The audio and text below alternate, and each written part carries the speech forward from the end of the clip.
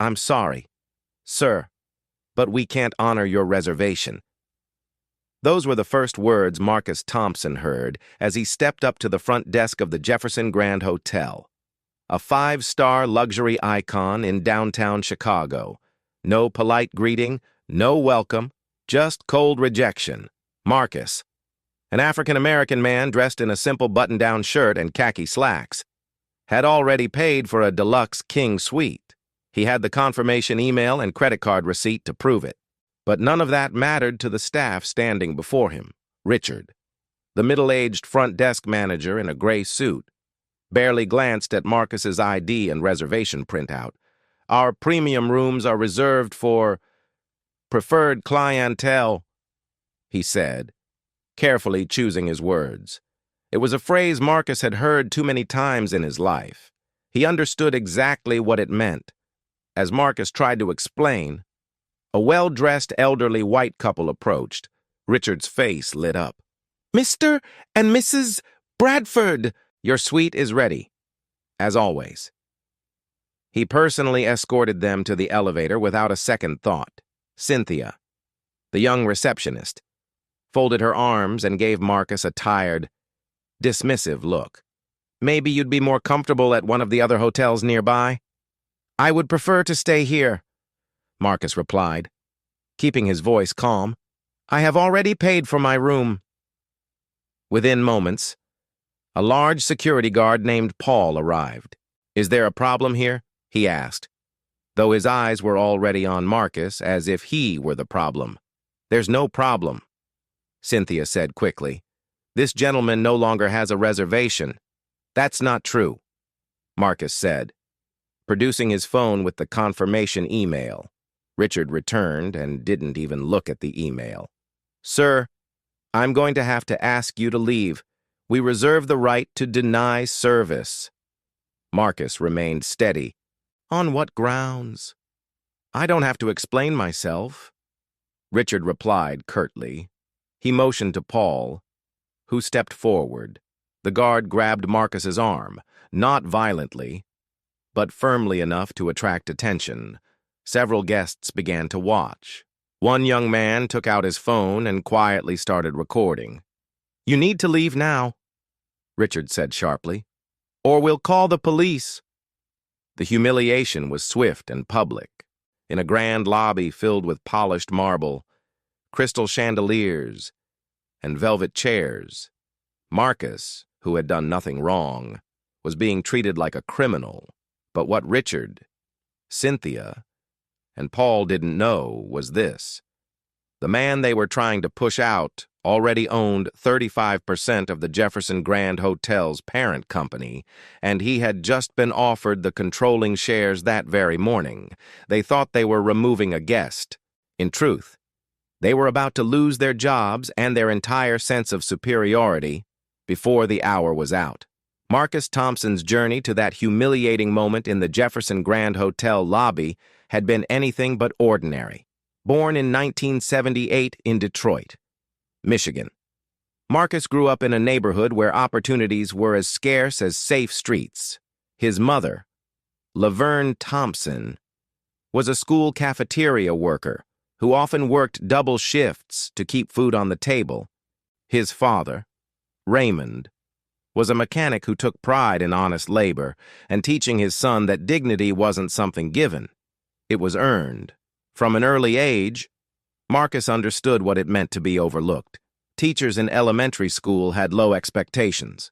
"Kids like you," they said, "should focus on practical trades." But Marcus had other plans. At just 10 years old, he became fascinated with computers after a neighbor gave him an old, barely functioning IBM desktop. While other kids played basketball or video games, Marcus spent hours tinkering with circuits, learning coding from library books, and repairing electronics for neighbors to earn pocket money.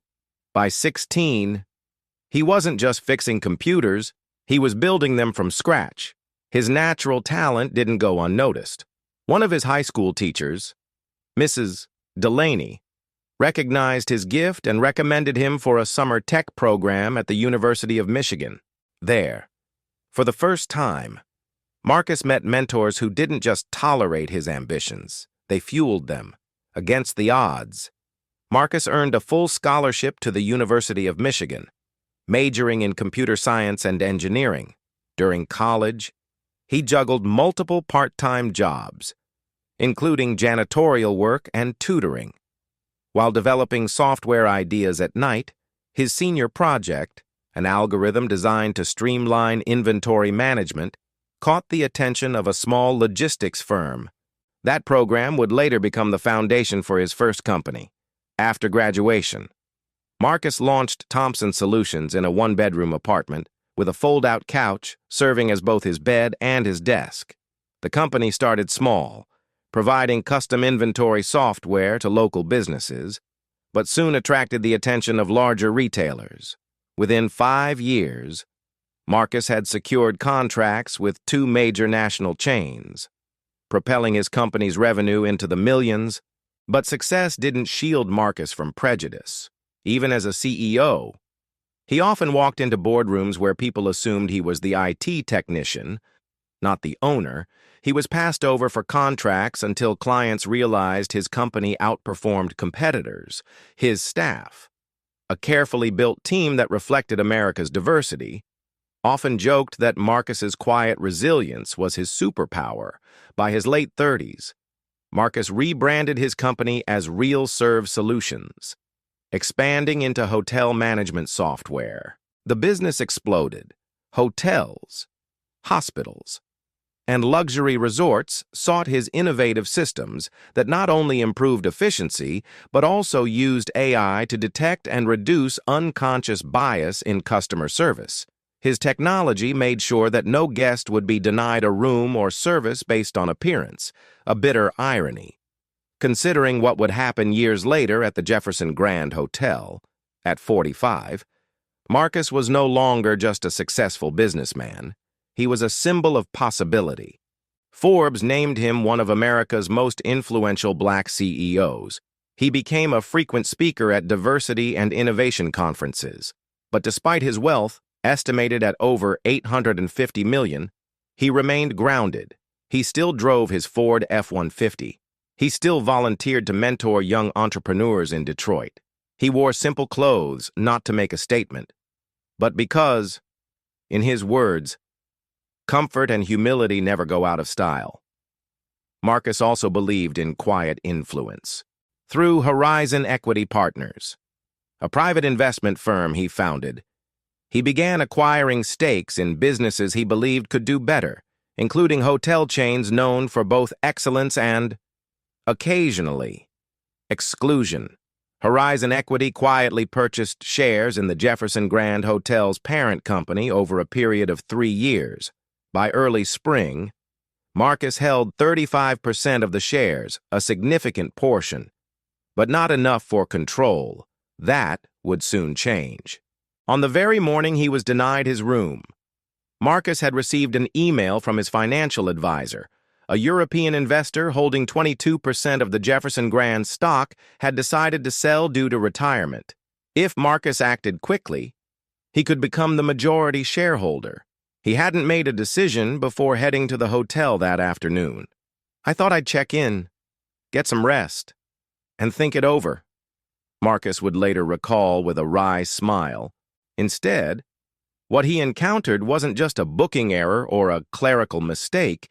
It was a blatant reminder that even in 2025, prejudice could still rear its head, especially in spaces where wealth and status were supposed to protect people from such things. The staff at the Jefferson Grand didn't recognize Marcus Thompson as a tech mogul, a business leader, or even a valued guest. They saw only what they chose to see, and that choice, made in arrogance and ignorance, would cost them everything. By the time Marcus stood outside the hotel, forcibly removed and humiliated in front of strangers, his decision was clear. He wasn't just going to buy controlling interest in the Jefferson Grand Hotel, he was going to transform it, not out of vengeance, but out of principle. As he texted his attorney and Horizon Equity's CEO, he wrote only 7 words. "Let's make the purchase, effective immediately." as the sun dipped lower in the Chicago sky, casting long shadows across the Jefferson Grand Hotel's polished marble floors. Marcus Thompson found himself standing outside the main entrance, an unwilling and humiliated spectacle. Guests and passers-by paused to observe the scene unfolding, a wealthy, successful black man being treated as if he didn't belong. Some whispered in confusion, others recorded with their smartphones, and many simply averted their eyes, unwilling to confront the uncomfortable truth happening before them.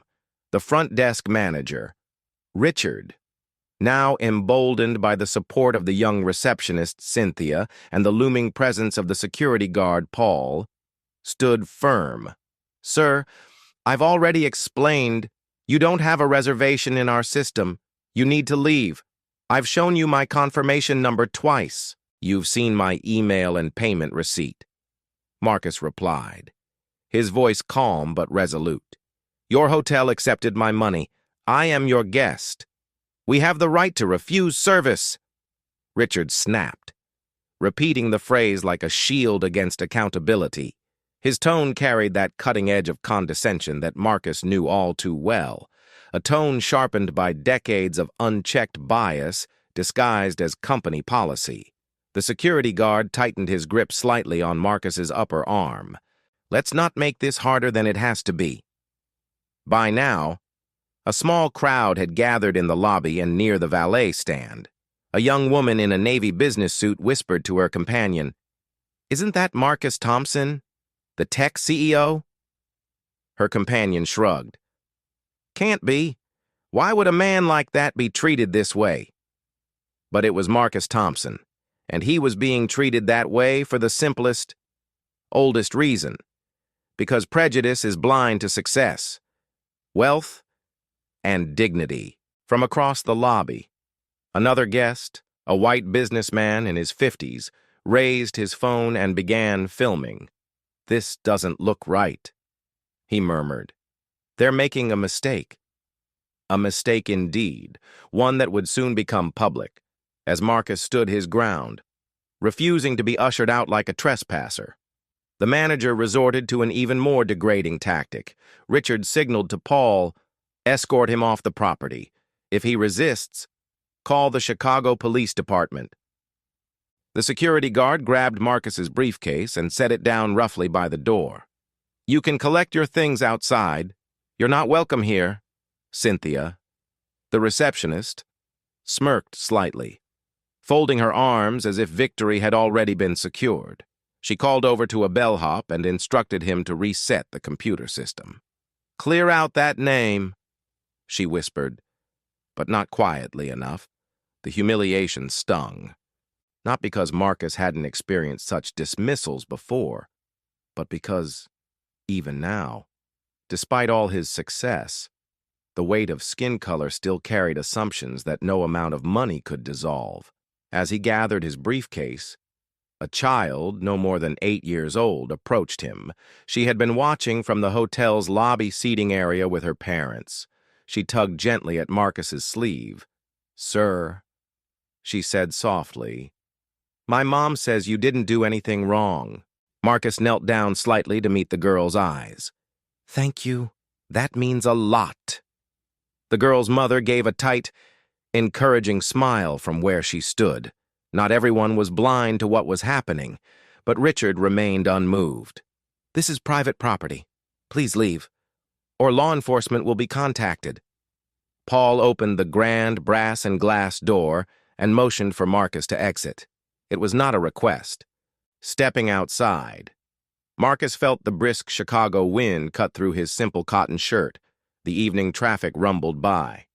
Indifferent to the injustice occurring just feet away, a few more hotel guests glanced his way, some sympathetic, some judgmental, some just curious. One woman, another hotel guest, spoke up, her voice clear. "Why are you throwing him out? I've stayed here for years. That man has been more respectful than most I've met in this place." Richard ignored her. Cynthia gave her a look of irritation. Just then, Marcus's phone vibrated in his pocket. It was a message from his attorney confirming that the transfer of stock shares had been completed. Marcus Thompson was now the majority shareholder of Jefferson Grand's parent company. He looked back through the lobby's tall windows at Richard, Cynthia, and Paul. They saw a man who had been defeated, dismissed, and discarded. They had no idea that the man they had just publicly humiliated now held the power to change the entire course of their lives. Taking a deep breath, Marcus turned away from the hotel's entrance and made a short call to his executive assistant. "It's done. Schedule a board meeting tonight." The humiliation he had suffered was no longer just a personal slight. It was a turning point. Not just for him, but for every guest who had ever been quietly turned away, ignored, or mistreated in places where they should have been welcomed.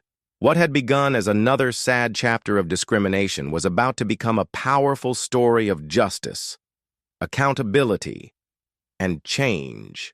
And the Jefferson Grand staff had no idea their reckoning had already begun. The following evening, the Jefferson Grand Hotel was buzzing with its usual energy. Bellhops in crisp uniforms greeted arriving guests. Valets dashed between luxury vehicles, and the grand lobby sparkled under the glow of its signature crystal chandeliers. To the staff, it seemed like just another busy Friday night. They had no idea that the man they had dismissed so casually the day before was about to walk through those doors again. But this time, he wouldn't be seeking a room. Marcus Thompson arrived quietly. No fanfare, no entourage. He wore a tailored navy blazer over his usual button-down shirt and dark jeans. The only indication of the significance of the moment was the two individuals flanking him, his corporate attorney, Denise Alvarez, and Horizon Equity's chief operating officer, Greg Sanders. Both were dressed in professional black suits, their expressions calm but resolute. As the revolving doors ushered Marcus and his team into the lobby, guests and staff took little notice at first. Richard, the front desk manager, glanced up briefly and frowned, his face tightening with recognition. Cynthia, the receptionist, paled, the security guard. Paul stiffened near the bell stand. Richard approached cautiously. "Sir, we've already discussed." Marcus held up a hand. "No need to explain. Mr. Richard, I'm not here as a guest tonight." Before Richard could reply, the hotel's general manager, Philip Reynolds, appeared, a tall man in his late 50s with silver hair and a reputation for strict leadership. Philip had been called urgently to the lobby by Cynthia, who had whispered, "That man from yesterday is back, and he brought lawyers." Philip extended a hand, forcing a professional smile. "Mr. Thompson, I assure you, if there was any misunderstanding yesterday, we deeply regret it." Marcus didn't take the offered hand. Instead, he pulled a folded document from his blazer pocket and handed it to Philip. "This isn't about a misunderstanding. As of this morning, Horizon Equity Partners owns 57% of the Jefferson Grand's parent company. I am now the majority shareholder." The color drained from Philip's face. "That's impossible." "It's not," Greg Sanders confirmed, producing another document, the official shareholder transfer papers. "Your former investors were eager to sell," Cynthia gasped audibly. Paul shifted his weight uncomfortably. Other staff began to murmur. A few guests nearby paused their conversations to watch. Philip cleared his throat. I wasn't informed of this." "You are now," Marcus replied evenly. He gestured toward the ornate sitting area near the lobby's fireplace. "I've called an emergency meeting with the senior management team. Please gather them immediately." Philip hesitated. "At this hour? My shares, my timing," Marcus stated simply, "and the board has already been notified." Within 15 minutes, the hotel's department heads gathered in the sitting area, heads of housekeeping, food and beverage, concierge services, and human resources. Some looked curious, others visibly nervous. The room fell silent as Marcus began to speak. Yesterday, I came here as a paying guest. I was denied service, humiliated, and escorted out without cause. This wasn't an isolated mistake. I've since reviewed past incident reports and guest feedback. There's a pattern, a culture of selective service and exclusion. Several department heads exchanged guilty glances. Philip remained frozen. His professional mask slipping, Marcus continued, his voice steady. I've spent my career building businesses where diversity and dignity are not just slogans, they are standards. I will not tolerate discrimination under my ownership. He turned to Denise Alvarez, who handed him another folder. Effective immediately. The following changes are being implemented. First, Mr. Richard and Ms. Cynthia, your employment is terminated for misconduct and failure to uphold company policies. Richard stood abruptly. You can't do this. I just did, Marcus replied. Paul, the security guard, moved instinctively as if to intervene. But Marcus calmly added, Mr. Paul, you're also dismissed. Using physical force against a paying guest is unacceptable. Paul lowered his head, saying nothing. Murmurs rippled through the staff gathered nearby. Some nodded in agreement. A few even appeared relieved. Marcus turned back to the group. Second, this hotel will undergo a full diversity and bias training program, developed by RealServe Solutions, the same company that supplies technology to hotels nationwide for ensuring fair treatment of all guests. Third, a new code of conduct will be established. Violations will not be tolerated. He paused, letting the weight of his words settle over the room. And finally, he added, a new general manager will be appointed, one who shares the values this hotel will now stand for. Philip's shoulders sagged. He knew his time was over. Without another word, he gathered his papers and left the room. Marcus then addressed the remaining staff. I know many of you come to work every day with good intentions. I also know some of you have felt powerless to speak up when wrongs occurred. That changes now. If you're willing to embrace this new chapter, I welcome you to stay and help rebuild the Jefferson Grand into a place where every guest is treated with the respect they deserve. As he finished speaking, a hush filled the lobby. Then, slowly, a few employees began to clap. Soon, the applause grew. Some guests even joined in. Cynthia, Richard, and Paul exited quietly, their heads down. For Marcus, this wasn't just a personal victory. It was a public stand against the kind of subtle, systemic prejudice he, and many others, had endured for far too long. The Jefferson Grand would no longer be just a symbol of luxury. Under his leadership, it would become a symbol of fairness, opportunity, and change. And the message was clear. Discrimination would no longer have a place to hide behind polished marble and crystal chandeliers. The next morning, the Jefferson Grand Hotel's grand ballroom, usually reserved for lavish weddings and corporate galas, was transformed into the setting for a moment that would change the hotel's legacy forever. At precisely 10:08 a.m., Marcus Thompson stood at a polished walnut podium flanked by two large American flags and the newly unveiled Jefferson Grand mission statement. Respect, inclusion, excellence.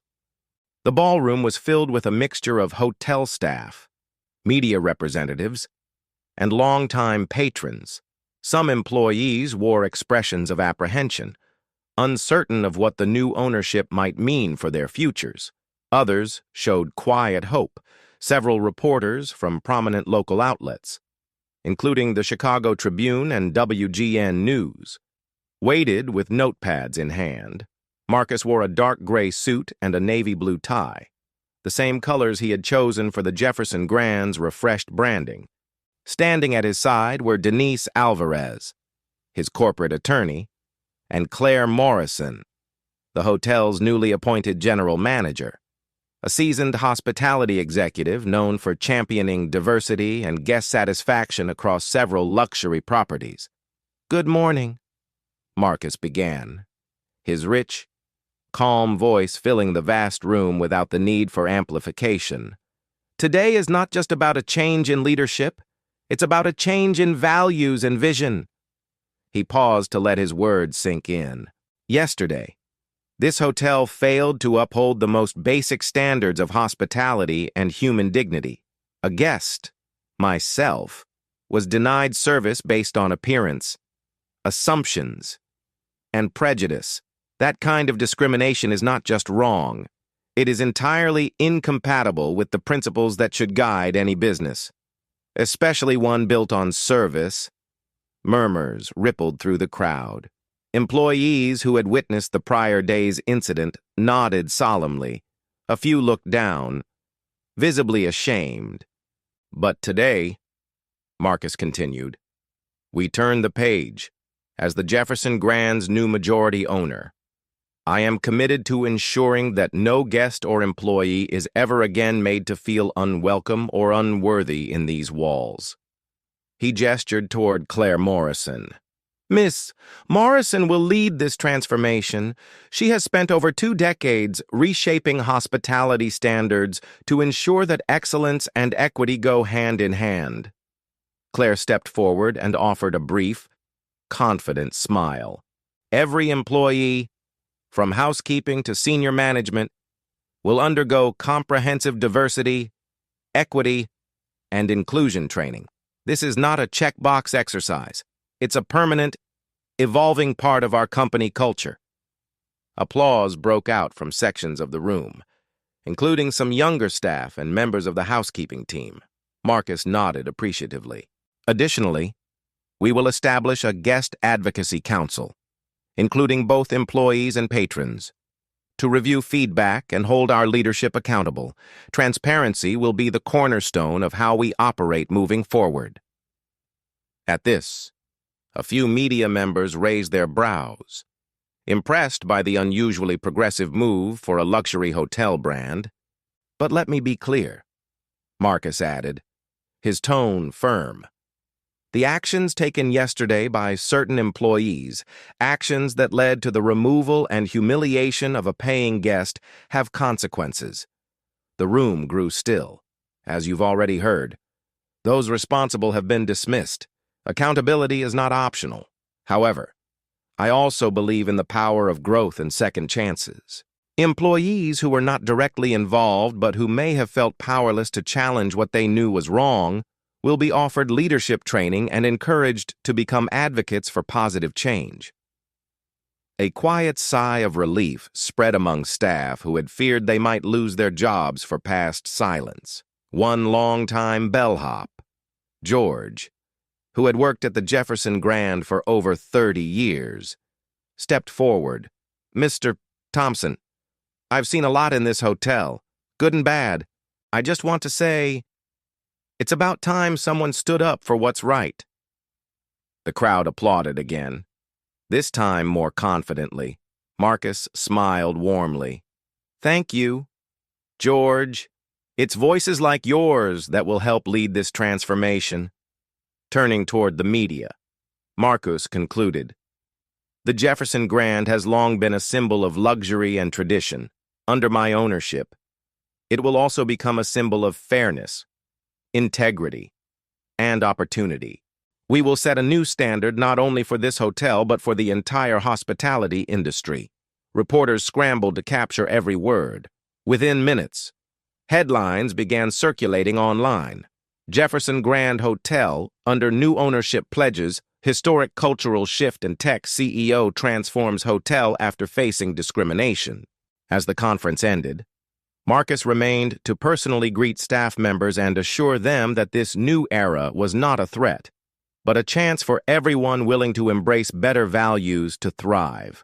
By noon, the Jefferson Grand's website had been updated to include a statement from Marcus outlining the changes and inviting feedback from guests and employees alike. The response was overwhelmingly positive.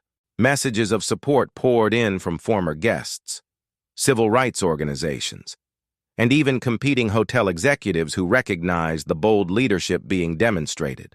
What had begun as a humiliating personal experience had now become a catalyst for meaningful, lasting change. The Jefferson Grand was no longer just a five-star hotel.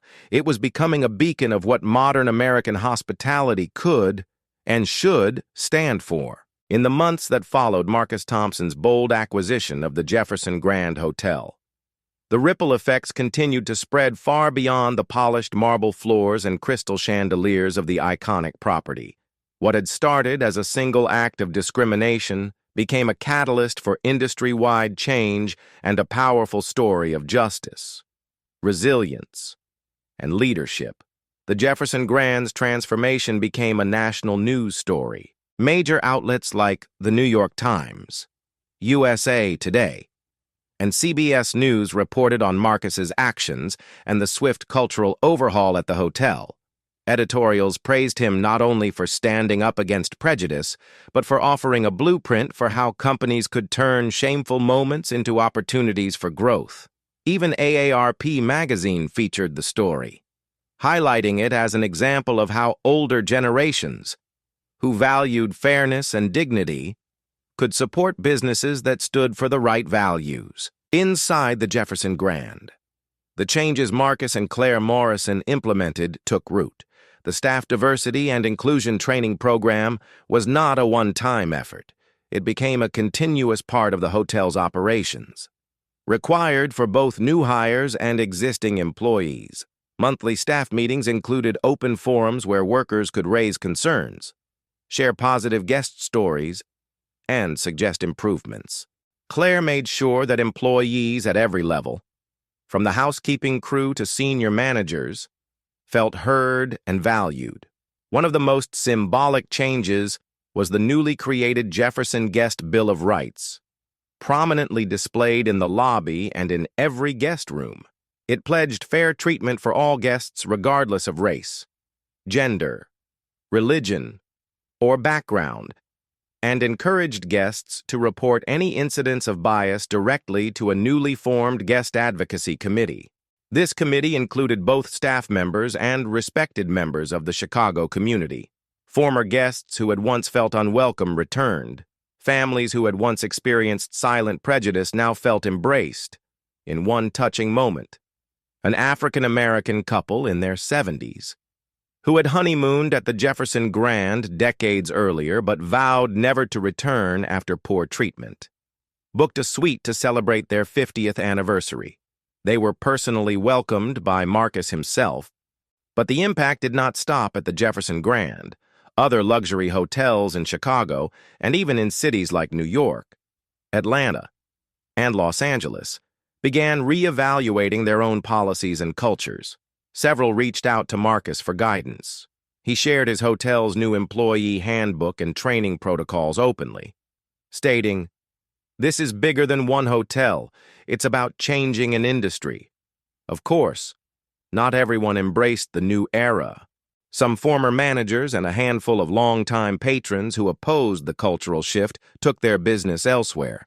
Marcus acknowledged their departure without regret. "Progress," he said during an interview with CBS This Morning, "isn't about pleasing everyone. It's about doing what's right, even when it's difficult." The staff, now empowered and proud, wore new uniforms bearing the Jefferson Grand's updated motto, "Luxury with Integrity." Guest satisfaction scores soared, and the hotel earned awards from both the hospitality industry and civil rights organizations.